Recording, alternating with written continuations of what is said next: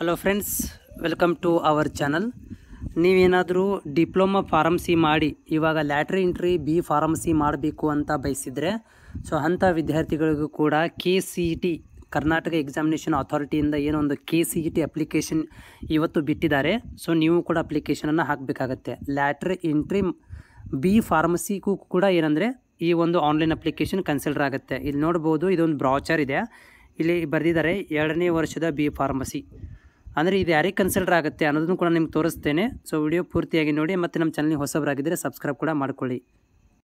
So ಇದೇ ಒಂದು ಬ್ರೌಚರ್ ಒಳಗಡೆ ಪೇಜ್ ನಂಬರ್ 24 ಒಳಗಡೆ ಇಲ್ಲಿ ಏನು ಕೊಟ್ಟಿದ್ದಾರೆ ಅಂದರೆ ನಮ್ಗೆ ತೋರಿಸ್ತೀನಿ. 6ನೇ ಒಂದು ಕೊಟ್ಟಿರುವಂಥದ್ದು ಇನ್ಫಾರ್ಮೇಷನ್ ಬಿ ಫಾರ್ಮಸಿ ಸೆಕೆಂಡ್ ಇಯರ್ಗೆ.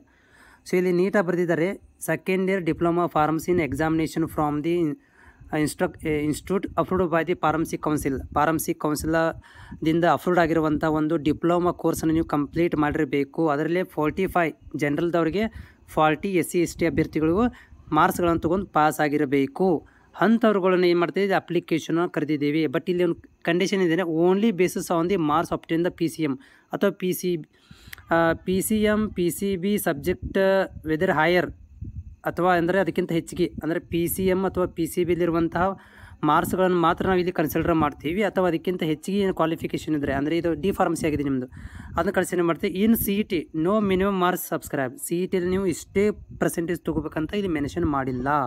ಇಲ್ಲಿ ನಿಮಗೆ ನಿಮ್ಮ ಒಂದು ಪರ್ಸೆಂಟೇಜ್ ಬೇಸಿಸ್ ಮೇಲೆ ಸೆಲೆಕ್ಷನ್ ಮಾಡ್ತೀವಿ ಅಂತ ಹೇಳ್ತದೆ. ಆದರೆ ಕಂಡೀಷನ್ ಅಂದರೆ ನೀವು ಇದಕ್ಕೆ ಅಪ್ಲಿಕೇಶನ್ ಹಾಕಲೇಬೇಕು. ಅಂದರೆ ಲ್ಯಾಟ್ರಿ ಎಂಟ್ರಿ ಫಾರ್ಮಸಿ ಮಾಡಬೇಕಂದ್ರೂ ಕೂಡ ನೀವು ಈ ಒಂದು KCETಗೆ ಅಪ್ಲಿಕೇಶನನ್ನು ಫಿಲ್ ಮಾಡಲೇಬೇಕಾಗತ್ತೆ.